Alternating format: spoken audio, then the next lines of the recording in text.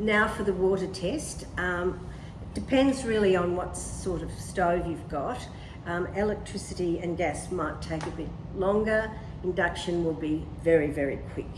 So what we do is we have 2 cups of water. Now we start off the process on a high heat because what we need that to build up the pressure in the pressure cooker. Before we start, again, we make sure we've got our little membrane and we've got our gasket in place. It's pretty easy, don't worry, they can really only fit one way. Now, on the back are 3 speeds. One is gentle cooking, one is faster cooking, and that one is really fast. It's up to you which one you use. I tend to use about 2 for most of my cooking. Now, what we need to do is put our lid on again, and the 3 bits we line up. We put that on and we see it click and we get our green. We know the pressure cooker now is closed, and now we just wait for it to heat up. If for some reason you walk away and it comes up to red, don't worry, that's just telling you it's too high.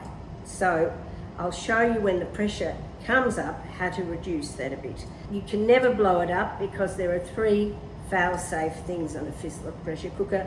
The first one is if it's on red for too long, it lets its own pressure off. That valve will work, and there's another valve underneath the handle.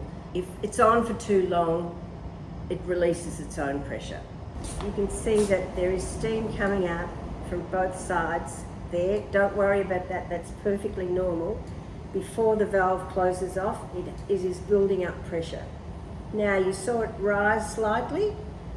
It's now locked off, it's now coming up to pressure. The main valve is starting to rise. You can see the lighter green.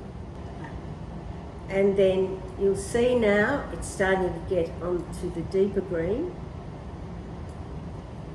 Once you get a little bit more of that, that's when you turn your heat down. I've just turned my heat down because it doesn't need to rise any more than that. For you to get your result, you turn your heat down and you start to time your cooking. The water test is now complete. Now you need to release your pressure. You can do that 2 ways. You can either whirl it round to there and the pressure will come out there, or you can release it from the handle if you wish to do it that way. Either way, very effective, very quick. If it's something that you don't need to release the pressure quickly, you can just take it off the heat and it will come down slowly by itself. But for example, last night I cooked risotto. After the 7 minutes that it took to cook the risotto, I needed to release that pressure because I didn't want it to cook too much. I tend to use the handle more than taking the valve around. So what I do is I just release the heat, and you'll see it'll come quite quickly. It doesn't go towards you, it goes away from you, so it's pretty safe.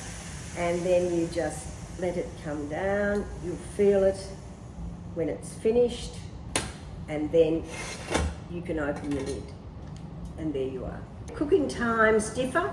I make risotto in mine. It takes 7 minutes, so that's when I would time my 7 minutes from now. For something else, say corned beef, I'd give it about 40 minutes, depending on how big it is. Spaghetti bolognese I'm making it, that takes about 12 minutes, 15 minutes. Shanks, I'd probably give about 30, 40 minutes. But as you can see, it's a lot quicker than any other way of cooking them. Curries are good in them, but with a curry, make sure you've got enough fluid in there so it doesn't catch. What I recommend is having the curry bubbling away, then putting that lid on at the last minute so it has not much time before it comes up to pressure. You'll find a real difference in flavour. It's just, they're really good to use. As we've said before, it's quick, all your nutrients are still in there, and the flavour's great because you're not losing anything, you're not boiling away anything. And so from that point of view, pressure cookers You'll be really surprised and a convert.